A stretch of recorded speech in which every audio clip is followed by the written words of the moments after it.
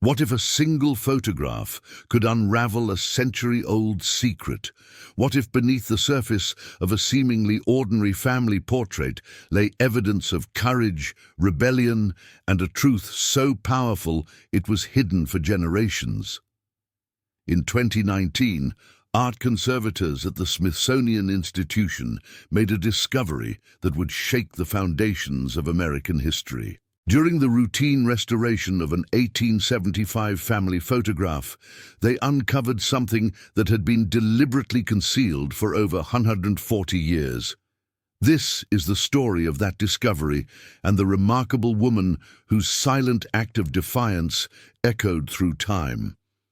If you're fascinated by hidden histories and untold stories of courage, make sure to subscribe to our channel and hit that notification bell. You won't want to miss what we uncover next. The morning sun streamed through the tall windows of the Smithsonian's Conservation Laboratory as Dr. Sarah Mitchell carefully positioned the 1875 photograph under the high-powered magnifying lens. The sepia-toned image showed what appeared to be a typical wealthy Southern family. A stern-faced patriarch seated in an ornate chair, his wife standing beside him in an elaborate dress, and their two young children positioned formally at their sides. But it was the fifth figure in the photograph that had drawn Dr. Mitchell's attention, a young black woman standing slightly apart from the family, her hands clasped in front of her, wearing simple dark clothing and white gloves that seemed oddly formal for her position as what historical records indicated was an enslaved person. "There's something unusual about the texture here," Dr. Mitchell murmured to her colleague, Dr. James Rodriguez, as she adjusted the lighting. "Look at the area around her hands. There are inconsistencies in the photographic emulsion." Dr. Rodriguez leaned in closer, his experienced eye scanning the image. After 30 years in art conservation, he had developed an instinct for detecting alterations and restorations in historical photographs. "You're right. It looks like someone applied additional chemicals to this area, possibly to obscure something." The photograph belonged to the Witmore family collection, donated to the Smithsonian by the last surviving descendant, Eleanor Whitmore Hayes, who had passed away the previous year. According to the accompanying documentation, the image was taken at Magnolia Grove Plantation in Virginia in the summer of 1875, just 10 years after the end of the Civil War. Dr. Mitchell began the delicate process of chemical analysis, using specialized solvents to carefully remove layers of later additions to the original photograph. As she worked, she couldn't shake the feeling that this image held secrets waiting to be revealed. "The woman's name was Celia," Dr. Rodriguez read from the historical documents. "According to the plantation records, she was born around 1850 and remained with the Witmore family even after emancipation. There's a note here that she died in 1876, just 1 year after this photograph was taken." The laboratory fell silent, except for the gentle hum of the ventilation system and the occasional click of Dr. Mitchell's instruments. She had been working on historical photograph restoration for over 15 years, but something about this particular image felt different. The way Celia stood in the photograph, her posture, the intensity in her eyes. It all suggested a story that went far deeper than the surface narrative. As the hours passed, Dr. Mitchell's careful work began to reveal something extraordinary. Beneath the layers of retouching, faint marks became visible on Celia's gloves, marks that had been deliberately obscured by someone who wanted to hide what lay beneath. "James, you need to see this," Dr. Mitchell called, her voice tight with excitement and concern. Under the enhanced lighting and magnification, the true image began to emerge. Celia's gloves, which had appeared smooth and unremarkable in the original photograph, actually concealed something significant. The restoration revealed the outline of irregular stitching and what appeared to be the shape of a small object hidden beneath the fabric. "My God," Dr. Rodriguez whispered. "Someone went to great lengths to hide this. The question is why.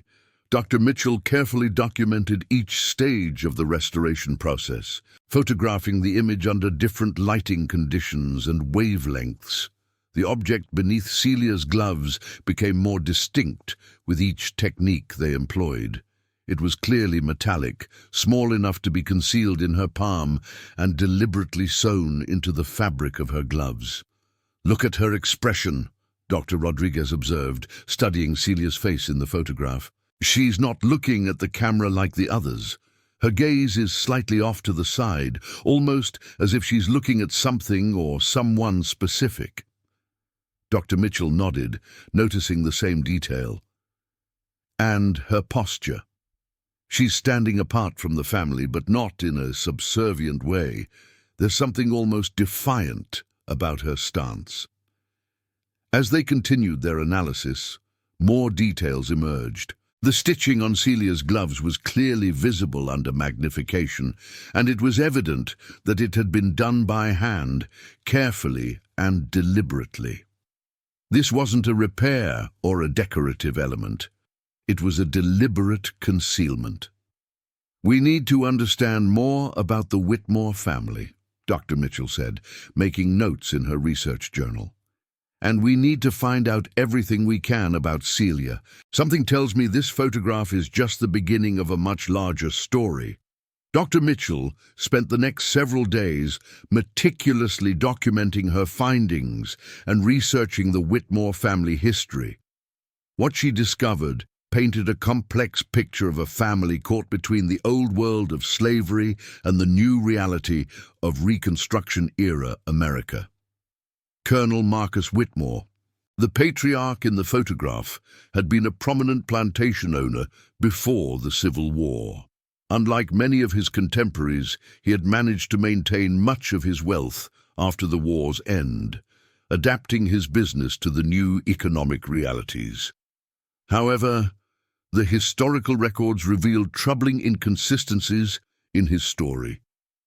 "Look at this," Dr. Mitchell said, spreading several documents across her desk as Dr. Rodriguez joined her. According to medical records from 1875, Colonel Whitmore suffered what was described as a farming accident that resulted in the amputation of his left foot. But here's what's interesting. The accident occurred just 3 weeks before this photograph was taken. Dr. Rodriguez studied the documents carefully. "That's quite a coincidence. And look at this. There are several reports of enslaved people and former enslaved people disappearing from the area around that same time." The medical records were particularly detailed, as the attending physician, Dr. William Hayes, had documented the case extensively. According to his notes, Colonel Whitmore had arrived at his clinic in the middle of the night, claiming he had been injured in a farming accident involving a piece of heavy machinery. However, Dr. Hayes had noted several inconsistencies in the story. The wound pattern was inconsistent with the type of accident described, Dr. Hayes had written. The injury appeared to be caused by a sharp, heavy implement striking the foot with considerable force. But the angle and depth suggested it was not accidental. When questioned further, the patient became agitated and refused to provide additional details. Dr. Mitchell found this particularly intriguing. A sharp, heavy implement striking with force. That could describe many things: a hatchet, an axe, even a fireplace poker. As they delved deeper into the historical records, they discovered that the Whitmore plantation had been the subject of several investigations during the Reconstruction period. Federal agents had received reports of suspicious activities, including allegations that the family was continuing to hold people in bondage despite the legal end of slavery. "Here's something interesting," Dr. Rodriguez said, pointing to a report from a federal investigator dated August 1875.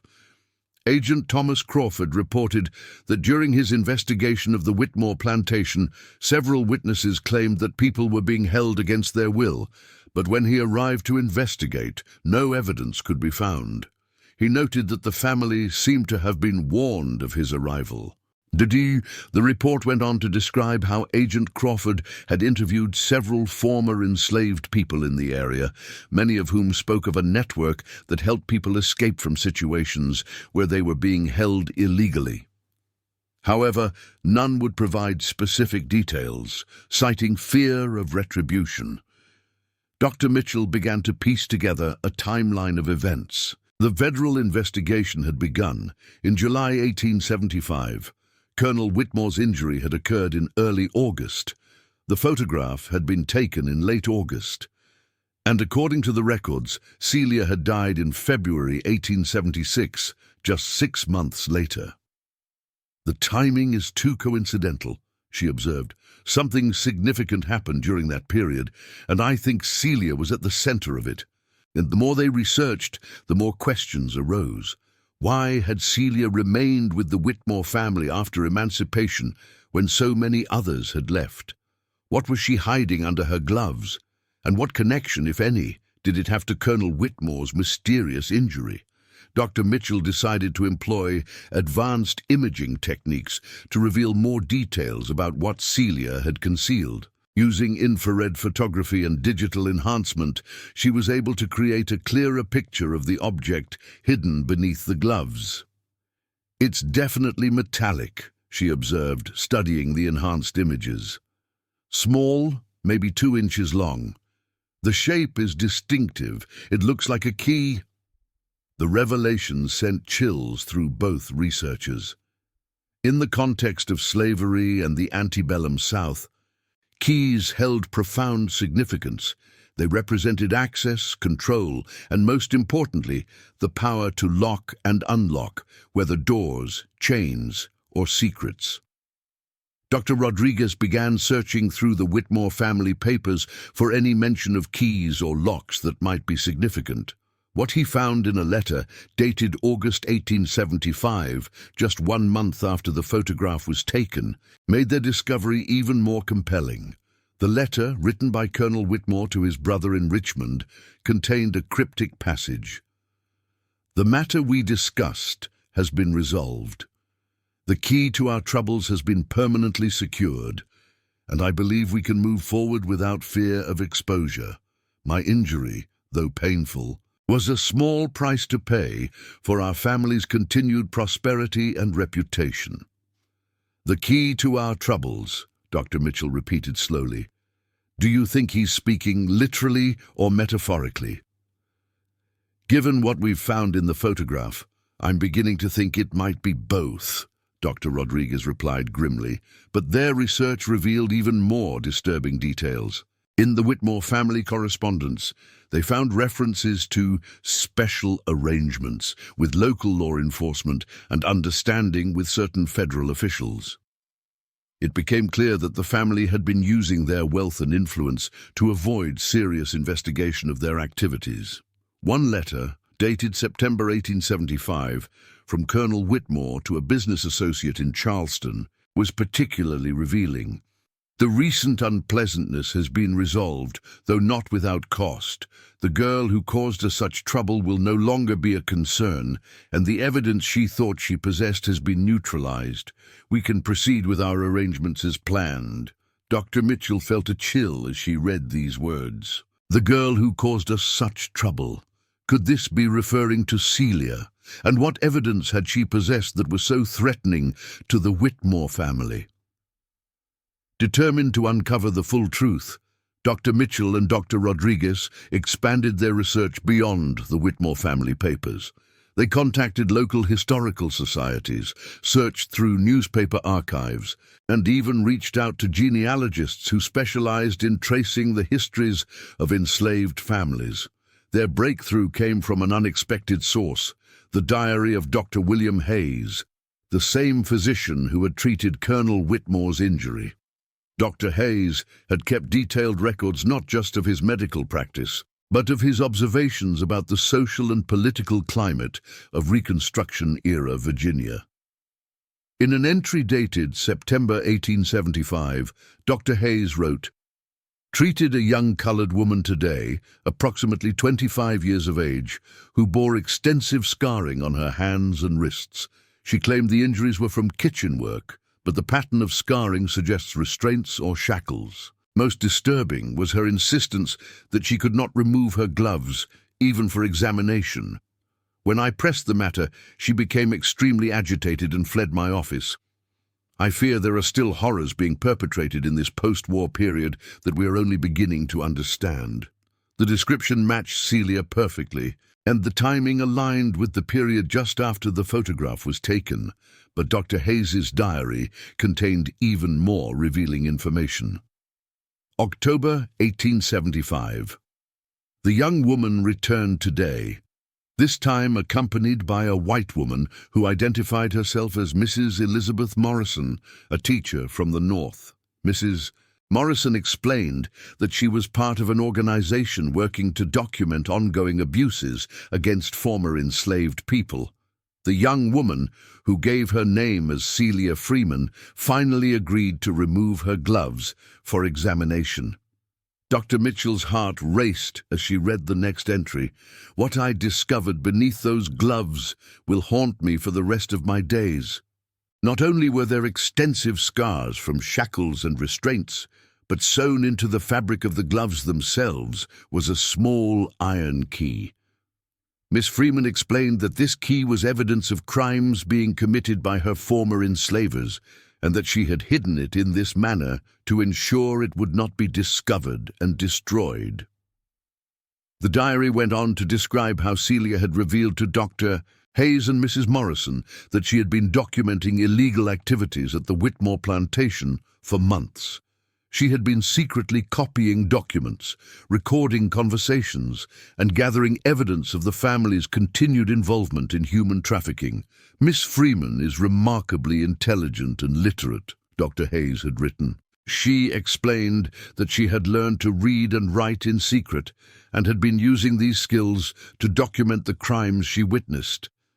The key she carries opens a safe where she has hidden copies of incriminating documents and records of financial transactions related to the illegal sale of human beings. But the diary also revealed the dangerous position Celia had put herself in. Mrs. Morrison expressed grave concern for Miss Freeman's safety. She explained that several other individuals who had attempted to gather similar evidence had disappeared or died under suspicious circumstances. Miss Freeman, however, seemed determined to continue her work, stating that she had a responsibility to those who were still being held illegally. Dr. Mitchell and Dr. Rodriguez realized they were uncovering evidence of a sophisticated network of resistance that had operated during the Reconstruction period. Celia had not been working alone. She was part of an organized effort to document and expose ongoing crimes against former enslaved people. Further research revealed that Mrs. Elizabeth Morrison was a real historical figure, a teacher and activist from Massachusetts who had come south during Reconstruction to establish schools for former enslaved people. Her own letters and reports, housed in the archives of the Massachusetts Historical Society, provided additional details about the network Celia had been part of.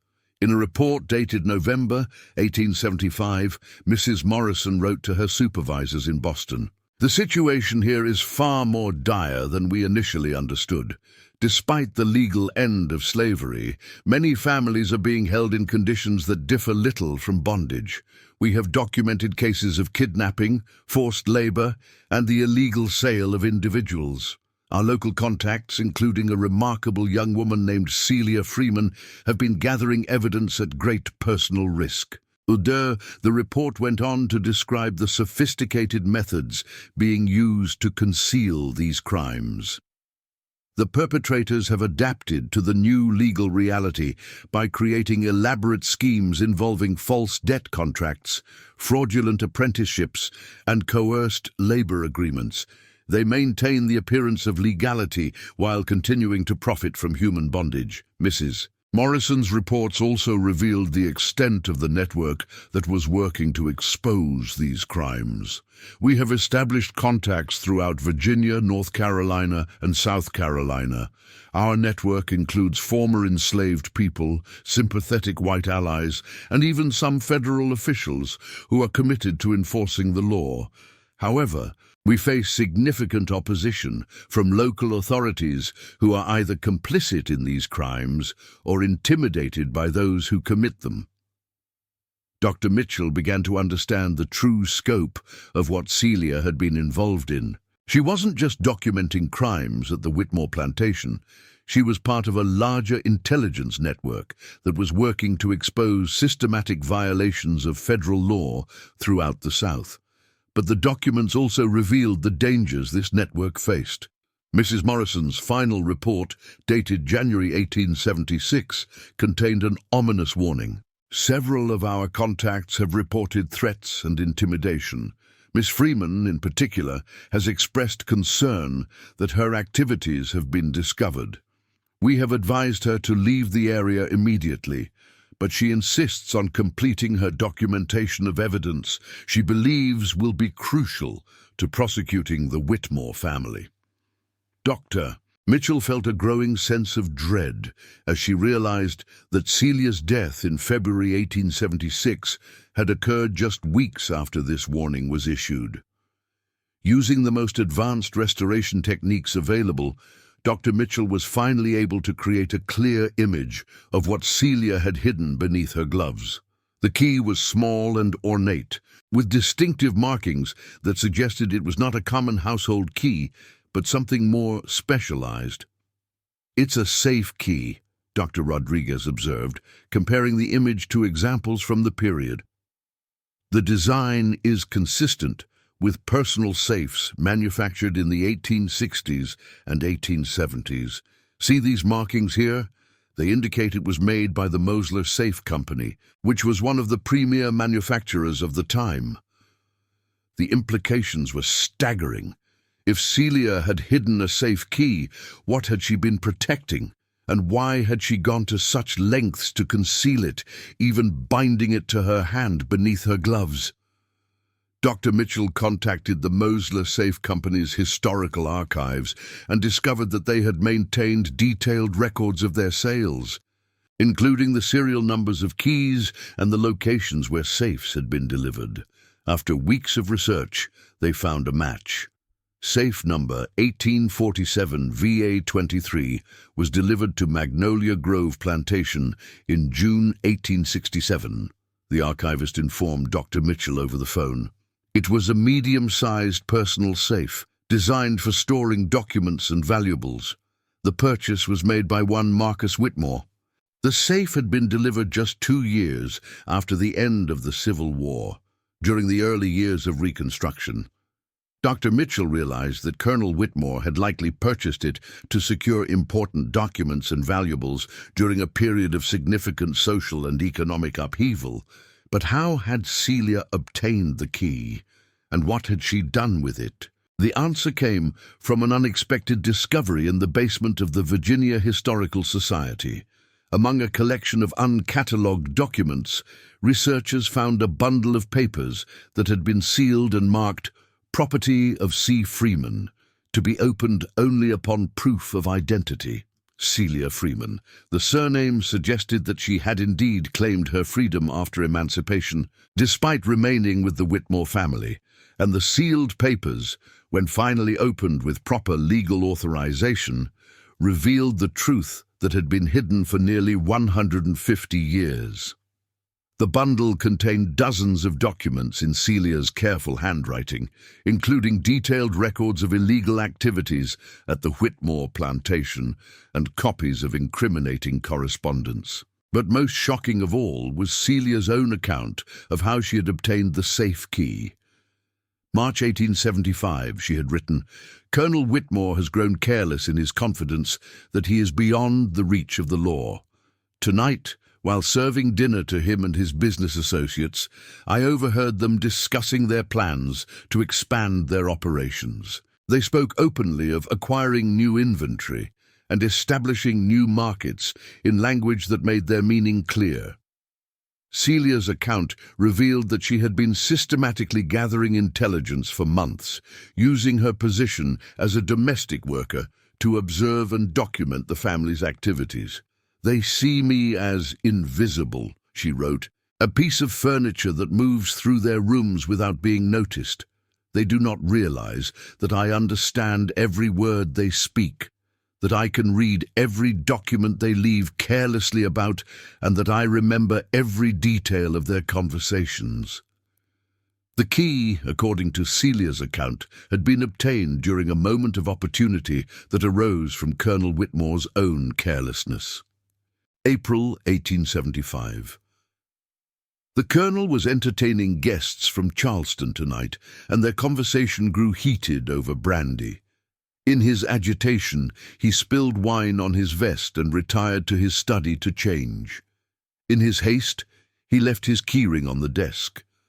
I was able to make an impression of the safe key using a piece of soft soap, and later had a duplicate made by a blacksmith in town, who believed I was acting on the colonel's instructions. Dr. Mitchell marveled at Celia's ingenuity and courage. She had not only obtained access to the safe, but had done so in a way that would not immediately alert Colonel Whitmore to the security breach. Celia's writings revealed that she had been systematically copying documents from the safe for months, building a comprehensive case against the Whitmore family and their associates. The safe contains correspondence with buyers in Cuba and Brazil, financial records showing payments for special cargo, bound contracts for the delivery of workers to plantations in remote areas where federal authorities rarely venture. But Celia's investigation had revealed something even more disturbing. The Whitmore family was not operating independently. They were part of a larger network that included prominent businessmen, politicians, and even some federal officials who were being bribed to look the other way. May 1875, Celia wrote, "I have discovered that the corruption extends far beyond what I initially suspected. Among the documents in the safe are letters from a federal judge in Richmond who has been receiving payments in exchange for dismissing cases against plantation owners. There are also records of bribes paid to local sheriffs and even to some agents of the Freedmen's Bureau." Dr. Mitchell realized that Celia had uncovered evidence of a conspiracy that reached the highest levels of government. No wonder the Whitmore family had been so desperate to silence her. Celia's writings provided a detailed account of the events leading up to the confrontation that had resulted in Colonel Whitmore's injury. As Dr. Mitchell read through the documents, she began to understand the courage and desperation that had driven Celia to take such extraordinary risks. July 1875, Celia had written, "Federal Agent Crawford arrived today to investigate reports of illegal activities. I had hoped this would be my opportunity to present the evidence I have gathered, but the colonel was warned of the investigation in advance. By the time Agent Crawford arrived, all incriminating documents had been removed from the house and hidden elsewhere." Celia's frustration was evident in her writing. She had spent months gathering evidence, only to watch it disappear when the moment came to present it to authorities. But she had not given up. "I realized that I needed to act quickly before the evidence was destroyed permanently. That night, I used my key to access the safe one final time. I was able to copy several crucial documents before the colonel discovered me." The confrontation, according to Celia's account, had been terrifying and violent. August 15, 1875, the colonel found me in his study, copying documents from his safe. His rage was unlike anything I had ever witnessed. He accused me of theft and betrayal, and threatened to have me arrested and charged as a criminal. When I tried to explain that I was documenting crimes that he had committed, he became even more enraged. Celia's description of the physical altercation was harrowing. "He struck me with his walking stick, leaving bruises on my arms and back. But when he raised the stick to strike me again, I defended myself with the fireplace poker. The blow caught him on the foot, and I heard the sound of bones breaking. He fell to the floor, screaming in pain and rage. But even in that moment of violence, Celia had maintained her focus on protecting the evidence she had gathered. As the colonel writhed on the floor, I quickly gathered the documents I had been copying and hid them in a place where I knew they would be safe. I also took the precaution of sewing the safe key into my gloves, knowing that he would search for it once he recovered from his injury. The aftermath of the confrontation had been a tense standoff. Colonel Whitmore could not report Celia's actions to authorities without risking exposure of his own crimes, and Celia could not leave the plantation without abandoning the evidence she had worked so hard to gather. August 20th, 1875, she wrote, "The Colonel and I have reached an uneasy understanding. He knows that I possess evidence that could destroy him, and I know that he has the power to have me killed if I try to leave. For now, we maintain the pretense that nothing has changed, but I am making preparations for the day when I can safely present my evidence to authorities who will act upon it." The photograph, Dr. Mitchell realized, had been taken during this period of tense coexistence. Celia's decision to hide the key in her gloves during the photo session had been a calculated risk, a way of creating a permanent record of its existence while maintaining the appearance of normalcy. August 25th, 1875, Celia had written after the photograph was taken. "Today, we posed for a family portrait, a grotesque charade of harmony and contentment. As I stood there in my white gloves, I thought of all the people who have suffered because of this family's greed, and I drew strength from knowing that the key to their downfall was literally in my hands." But Celia's writings also revealed her growing awareness that time was running out. September 1875. The Colonel has been meeting with his associates more frequently, and their conversations have taken on an urgent tone. "I believe they are planning to eliminate the evidence of their crimes permanently, which means they are also planning to eliminate me." Dr. Mitchell felt a chill as she read Celia's final entries. The young woman had known she was in mortal danger, but she had continued her work with remarkable courage and determination. October 1875. I have made contact with Mrs. Morrison and her organization. They have agreed to help me preserve the evidence I have gathered and to ensure that it reaches authorities who will act upon it. I have also made arrangements for the safe key to be preserved, even if something happens to me. Celia's final plan had been both ingenious and heartbreaking. She had arranged for copies of all her evidence to be sent to multiple locations, including federal authorities in Washington, D.C., and abolitionists in the North. She had also created a detailed map showing the location of the original documents, with the safe key serving as the means to access additional evidence. November 1875. If something happens to me, those who come after will know where to look for the truth. The key I wear in my gloves will open more than just a safe. It will open the door to justice for all those who have suffered in silence. Dr. Mitchell's research into Celia's fate led her to some of the most disturbing documents in the entire collection. The young woman's death in February 1876 had been officially attributed to consumption, but the evidence suggested a far more sinister truth. Dr. Hayes's medical records provided crucial details about Celia's final days. February 10th, 1876. Miss Freeman was brought to my clinic by Colonel Witmore, who claimed she had been suffering from a respiratory ailment for several weeks. However, my examination revealed symptoms inconsistent with consumption. Her condition appeared to be the result of poisoning, possibly from arsenic or a similar substance. Dr. Hayes had been suspicious enough to document his concerns in detail.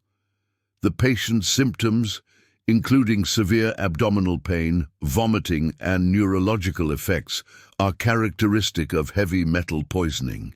When I questioned Colonel Whitmore about Miss Freeman's recent activities and diet, he became evasive and insisted that she had been suffering from consumption for months.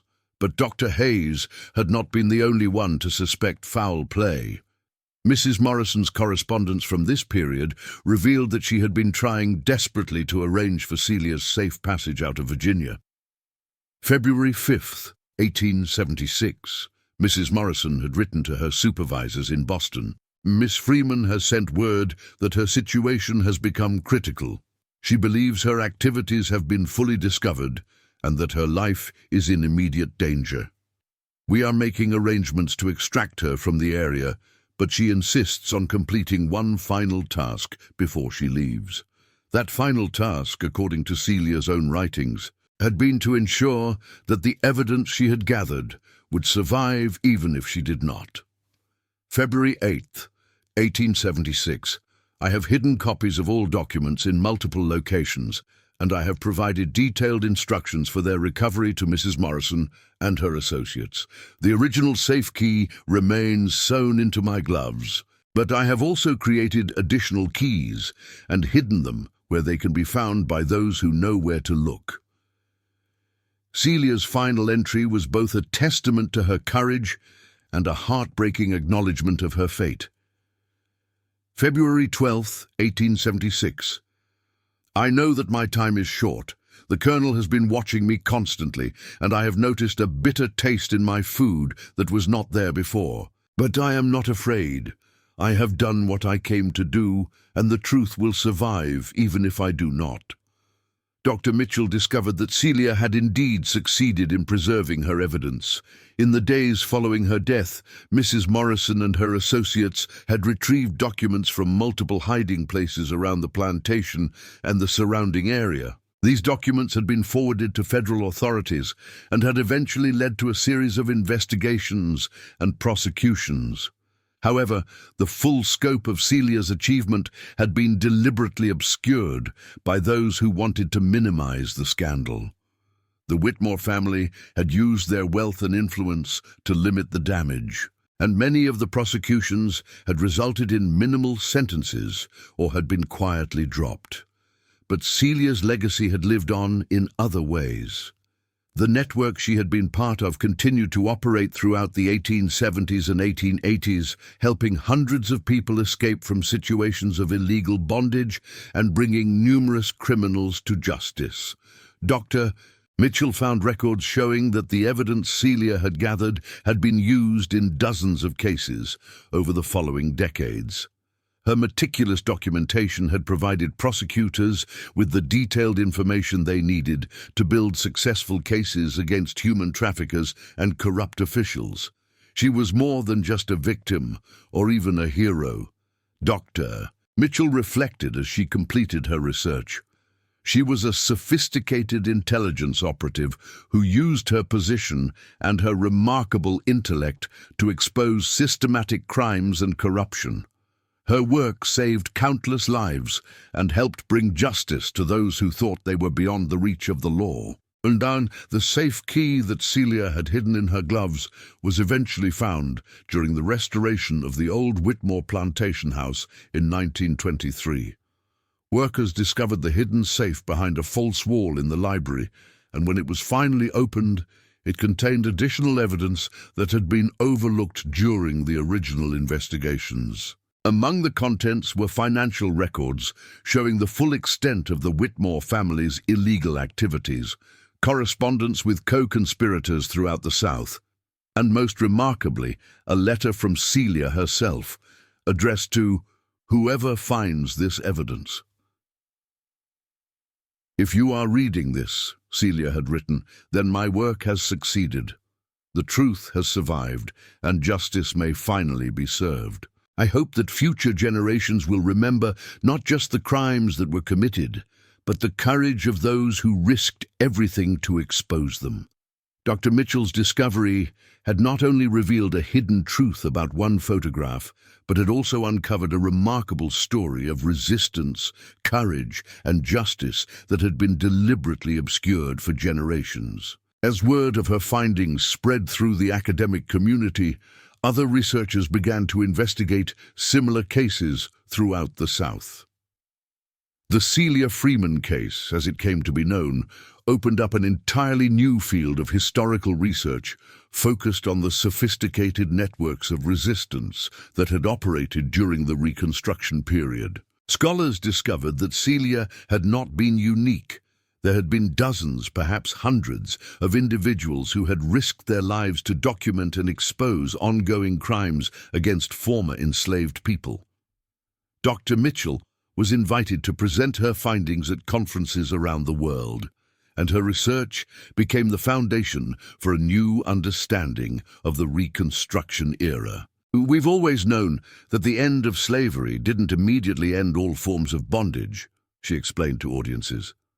But what we're discovering now is that there was a sophisticated, organized resistance to these ongoing crimes, led by people like Celia Freeman, who used their intelligence and courage to fight for justice. The photograph itself became one of the most studied images in American history. Art historians, social scientists, and legal scholars all found new meanings in Celia's pose, her expression, and most importantly, the hidden key beneath her gloves. This image challenges everything we thought we knew about power dynamics during Reconstruction, observed Dr. Angela Washington, a historian at Howard University who had become one of the leading experts on the Celia Freeman case. Here we have a young black woman who appears to be in a position of servitude, but who was actually conducting sophisticated intelligence operations against her supposed masters. It forces us to reconsider our assumptions about agency and resistance during this period. That the discovery also had legal implications. Several law schools began using the Celia Freeman case as an example of how evidence could be preserved and used to seek justice even decades after crimes had been committed. The techniques Celia had used to document and hide evidence became the subject of study in courses on criminal justice and legal history. But perhaps most importantly, the discovery led to a broader recognition of the stories that had been hidden or suppressed throughout American history.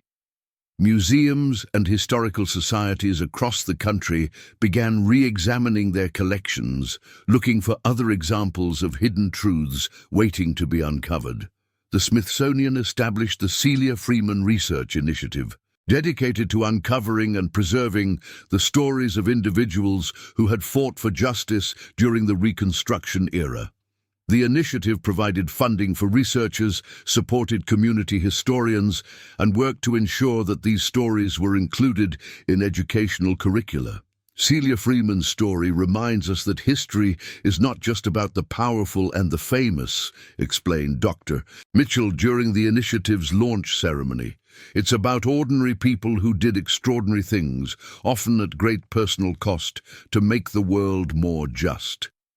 These stories have always been there, waiting for us to find them. We just had to know where to look. The initiative's work led to dozens of new discoveries. Researchers found evidence of other intelligence networks, uncovered additional cases of resistance and courage, and began to piece together a more complete picture of the Reconstruction era. One of the most significant discoveries came from a researcher in South Carolina who found evidence of a network that had operated across state lines, coordinating efforts to document and expose illegal activities throughout the region. The network had used sophisticated communication methods, including coded messages and hidden documents, to share information and coordinate their activities. What we're discovering is that the Reconstruction era was far more complex than we previously understood, explained Dr. Rodriguez, who had become co-director of the research initiative. There were multiple layers of resistance and cooperation, involving people from all backgrounds who were committed to ensuring that the promises of emancipation were actually fulfilled. The research also revealed the extent to which these networks had been deliberately suppressed and forgotten. Many of the participants had been threatened, intimidated, or worse, and their stories had been buried along with them. The erasure of these stories was not accidental, observed Dr. Washington. It was a deliberate effort to maintain a narrative that minimized the agency and intelligence of formerly enslaved people and their allies. By uncovering these stories, we're not just correcting the historical record, we're reclaiming the full truth of American history. The story of Celia Freeman and the hidden key began to resonate far beyond academic circles. Documentary filmmakers, journalists, and educators all found inspiration in her story of courage and resistance. The photograph became an iconic image, reproduced in textbooks and displayed in museums around the world. But the impact went deeper than just historical interest. Celia's story became a symbol of the power of individual action to create change, even in the face of seemingly insurmountable obstacles. Civil rights organizations, social justice advocates, and community activists all drew inspiration from her example. Celia Freeman shows us that one person, armed with courage and intelligence, can make a difference, said Reverend Dr. Marcus Johnson, a prominent civil rights leader who had become one of the most vocal advocates for preserving and sharing her story. She reminds us that the fight for justice is not just about grand gestures and famous leaders. It's about ordinary people doing extraordinary things in their daily lives. The Celia Freeman Foundation, established with funds from the Whitmore estate after the family's crimes were finally fully exposed, became a major force for social justice education. The foundation provided scholarships for students studying history and social justice, supported community organizations working to preserve local histories, and funded research into other hidden stories of resistance and courage. One of the foundation's most successful programs was the Hidden Histories Project, which trained community members to research and document stories from their own families and neighborhoods. The project had uncovered hundreds of previously unknown stories of resistance, courage, and community organizing. Every community has its own Celia Freeman, explained Maria Santos, the project's director. These are people who may not have made it into the history books, but who made a real difference in their communities. Our job is to find these stories and make sure they're preserved and shared. The project had been particularly successful in reaching young people who were often surprised to discover the rich histories of resistance and activism in their own families and communities. Many participants reported that learning about these hidden histories had changed their understanding of their own potential to create change. I always thought that history was about other people who were different from me, said Jasmine Williams, a high school student who had participated in the project. But when I learned about my great-great-grandmother, who had helped organize workers in the 1920s, I realized that I come from a long line of people who fought for justice. It made me think differently about what I could do with my own life. The story also had an impact on how museums and historical institutions approached their collections and exhibitions. Many began to re-examine their holdings with an eye toward uncovering hidden stories and marginalized voices. The Celia Freeman case taught us that we need to look more carefully at what we have, explained Dr. Patricia Chen, curator of American history at the National Museum of American History. We realized that we probably have dozens, maybe hundreds, of artifacts and documents that contain hidden stories waiting to be discovered. It's changed how we approach our work. The Smithsonian launched a major initiative to digitize and make accessible thousands of photographs, documents, and artifacts from the Reconstruction era, making it easier for researchers and community historians to search for hidden stories. The initiative had already led to several new discoveries, including evidence of additional intelligence networks and resistance organizations. But perhaps the most significant impact of Celia's story was on how people understood the nature of resistance and social change. Her example showed that effective resistance didn't always require dramatic confrontations or public protests. Sometimes the most powerful acts of resistance were quiet, methodical, and strategic. Celia Freeman was conducting what we would now call investigative journalism, observed Dr. Jennifer Martinez, a professor of media studies who had written extensively about the case. She was gathering evidence, documenting crimes, and working to expose the truth. Her methods were sophisticated, and her impact was enormous, even though her work was largely invisible to her contemporaries. This understanding had influenced contemporary social justice movements, many of which had adopted some of Celia's strategies of careful documentation, strategic planning, and network building. She shows us that you don't have to be famous or powerful to make a difference, said activist and organizer David Thompson. You just have to be smart, brave, and committed to the truth. Those are qualities that anyone can develop. As Dr.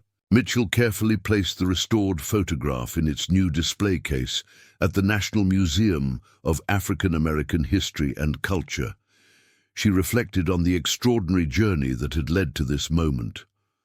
What had begun as a routine restoration project had uncovered one of the most remarkable stories of courage and resistance in American history. The photograph now hangs in a place of honor, accompanied by the full story of Celia Freeman's courage and sacrifice. Visitors often pause before it for long minutes, struck by the knowledge that beneath the surface of this seemingly ordinary family portrait lies evidence of extraordinary heroism. The display includes not just the photograph, but also reproductions of Celia's writings, examples of the documents she had copied, and even a replica of the key she had hidden beneath her gloves. Interactive elements allow visitors to learn about the broader network of resistance that Celia had been part of, and to explore the ongoing impact of her work. This photograph has become more than just a historical artifact, Dr. Mitchell explained to a group of visitors during a recent tour. It's a reminder that history is not always what it appears to be on the surface. Sometimes the most important truths are hidden in plain sight, waiting for the right moment and the right person to bring them to light.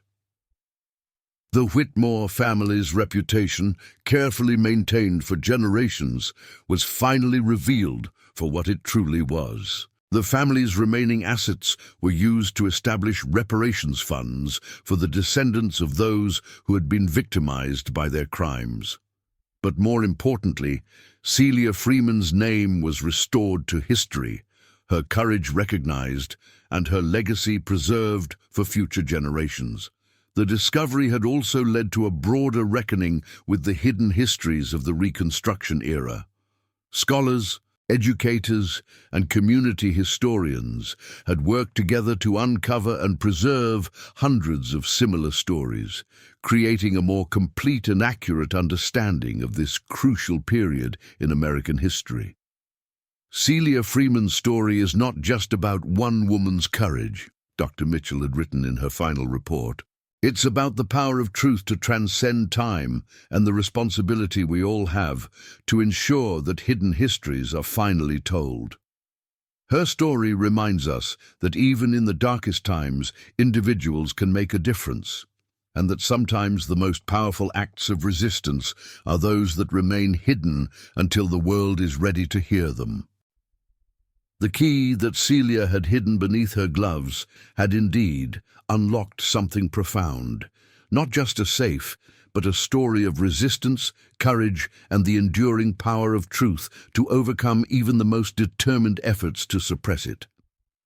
Her legacy continues to inspire new generations of activists, scholars, and ordinary citizens who are committed to uncovering truth and fighting for justice. Today, the Celia Freeman Foundation continues her work by supporting education and research into hidden histories throughout the United States. The Foundation's motto, taken from Celia's own writings, serves as a reminder of the power of individual action. The truth will survive, even if I do not. Her story serves as a reminder that even in the darkest times, individuals can make a difference, and that sometimes the most powerful acts of resistance are those that remain hidden until the world is ready to hear them. The photograph that once seemed to show only a family portrait now stands as a testament to the courage of those who risk everything to ensure that truth and justice prevail. In schools across the country, students learn about Celia Freeman alongside other heroes of American history. Her story has become part of the curriculum, ensuring that future generations will understand not just what happened during Reconstruction, but how ordinary people fought to make the promises of freedom real. She shows us that history is not just something that happened to other people, said Dr. Washington during a recent lecture.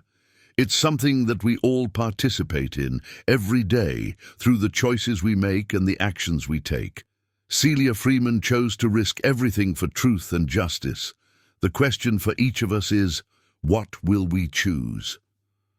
The photograph continues to reveal new secrets as technology advances. Recent analysis using artificial intelligence and advanced imaging techniques has revealed additional details about the other figures in the image, leading to new discoveries about the Whitmore family and their associates. But perhaps the most important discovery is the one that Celia Freeman made more than 140 years ago. That truth, once documented and preserved, has the power to survive any attempt to suppress it. Her courage in hiding that key beneath her gloves ensured that her story would eventually be told, and that justice would eventually be served. If this incredible story of hidden history and courage moved you, please subscribe to our channel and share this video.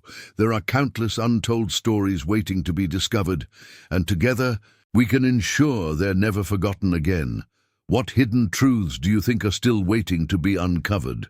Let us know in the comments below, and remember, sometimes the most important stories are hiding in plain sight, waiting for someone brave enough to bring them to light.